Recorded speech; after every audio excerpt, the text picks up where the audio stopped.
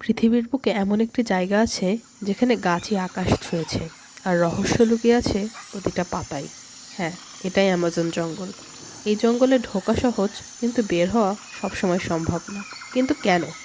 পৃথিবীর সবথেকে বড় রেইন ফরেস্ট, যেখানে প্রতিদিন নতুন প্রজাতি আবিষ্কৃত হয়।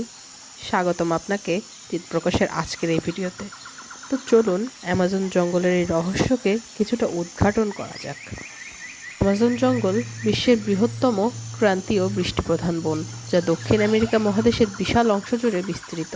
এটি 9টি দেশের সীমানায় অবস্থিত, আর এর প্রায় 60% রয়েছে ব্রাজিলে। অ্যামাজনকে বিশ্বের সবথেকে বৈচিত্র্যময় ইকোসিস্টেমও বলা হয়ে থাকে। এখানে অলমোস্ট 80,000 উদ্ভিদ প্রজাতি, 1300 প্রজাতির পাখি, 3000 প্রজাতির মাছ, 430 প্রজাতির স্তন্যপায়ী এবং 15 লক্ষেরও বেশি কীটপতঙ্গ বাস করে। তবে অ্যামাজন জঙ্গলের কথা বলতে এসে নদীর কথা না বললে যেন চলেই না। আরও জানা যায়, বনের গভীরে প্রায় 350টি ভিন্ন জাতিগোষ্ঠীর 40 মিলিয়নেরও বেশি মানুষ বাস করেন। এর মধ্যে বহু উপজাতি এখনও বাইরের জগতের সাথে কোনো যোগাযোগ ছাড়াই আদিম পদ্ধতিতে জীবনযাপন করেন। অ্যামাজন জঙ্গল তার বিশালতা আর ঘনত্বের কারণে অসংখ্য অমীমাংসিত রহস্যে ঘেরা, আর তার একটি হলো হারানো শহর। ধারণা করা হয় অ্যামাজনের গহীন জঙ্গলে বড় কোনো সভ্যতা থাকা অসম্ভব, কিন্তু লেজার পদ্ধতিতে সম্প্রতি ইকুয়েডর ও ব্রাজিলের জঙ্গলের নিচে বিশাল সব প্রাচীন শহরের ধ্বংসাবশেষ পাওয়া গেছে। এসব শহরে উন্নত রাস্তা, কৃষিজমি এবং হাজার হাজার মানুষের বসবাসের প্রমাণ পাওয়া গেছে। এখানেই এই রহস্যের শেষ না। পেরুর অ্যামাজনে এমন একটি নদী আছে যার নাম সানাই তিম্পিস্কা। এই নদীর পানি এতটাই গরম যে এতে কোনো প্রাণী পড়লে তৎক্ষণাৎ ছেদ হয়ে যায়। সাধারণত আগ্নেয়গিরির কাছে এমন নদী থাকে, কিন্তু আশ্চর্যকর হলেও এই নদীর নিকটতম আগ্নেয়গিরিও এর থেকে 700 কিলোমিটার দূরে। এগুলো উদ্ঘাটন করা সম্ভব হয়েছে, কিন্তু এই জঙ্গলে এমন রহস্যই বেশি যা এখনও উদ্ঘাটনই হয়নি। এরই একটি যেন গোপন পিরামিড। অনেক সময় আকাশ থেকে জঙ্গলের গভীরে পিরামিডের মতো আকৃতি দেখা যায়, যা এখনও দুর্গম হওয়ার কারণে উদ্ধার করা সম্ভব হয়নি। অ্যামাজনের বহু স্থানে গাছপালা এত ঘন যে দিনের বেলাতেও সূর্যের আলো মাটিতে পৌঁছাতে পারে না, ফলে মাটির কাছাকাছি অঞ্চলটি সর্বদা ঘুটঘুটে অন্ধকার আর স্যাঁতস্যাঁতে থাকে, যেখানে অদ্ভুত সব পোকামাকড় আর প্রাণীর বাস। এরকম চ্যালেঞ্জিং অঞ্চল, যা উদ্ঘাটন তো দূর, পরিভ্রমণই কষ্টসাধ্য। এরকম অঞ্চলটি তাহলে আবিষ্কার করলো কে?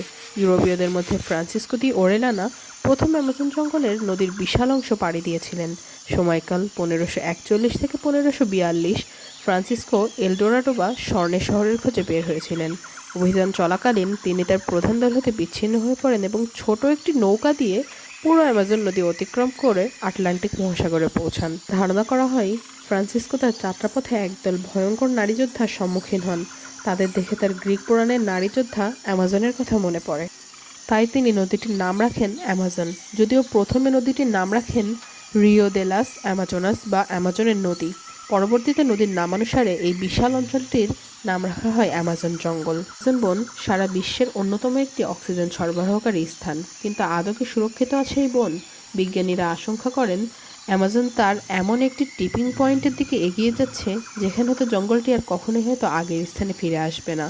যদি অ্যামাজন জঙ্গলের 20% থেকে 25% অংশ ধ্বংস হয়ে যায়, তবে জঙ্গলটি নিজের বৃষ্টি নিজে সৃষ্টি করতে পারবে না। এই ক্ষমতা সে হারিয়ে ফেলবে। এর ফলে বিশাল এই রেইন ফরেস্ট ধীরে ধীরে একটি শুষ্ক তৃণভূমি বা সাভানাতে পরিণত হবে। বর্তমানে প্রায় 17% বন ইতিমধ্যেই বিলুপ্ত হয়েছে। অ্যামাজন অববাহিকার নদ নদীগুলো বর্তমানে ইতিহাসের ভয়াবহতম খরা মোকাবেলা করছে। 2024 এবং 2025 সালে অ্যামাজন নদীর প্রধান শাখাগুলো যেমন অনেক জায়গায় শুকিয়ে ধুধু বালুচরে পরিণত হয়েছে, যা আগে কখনোই দেখা যায়নি। সলিমোস এই স্থানগুলোর একটি। 2026 সালেও এ খরা অব্যাহত থাকার সম্ভাবনা আছে।